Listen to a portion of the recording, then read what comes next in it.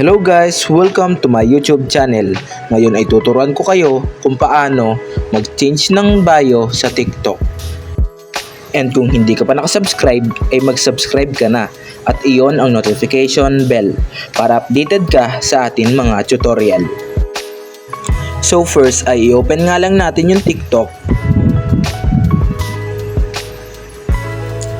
And then kapag na-open mo na, ay pindutin mo lang ang profile sa ibaba.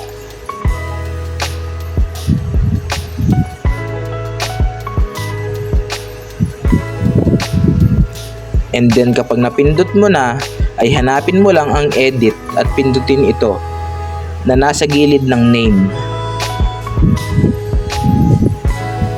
At kapag napindot mo na, ay hanapin mo lang dito yung bio at pindutin mo lang iyon.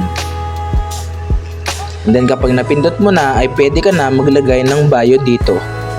So ang ilalagay ko nga pala ay tingnan nyo na lang sa screen.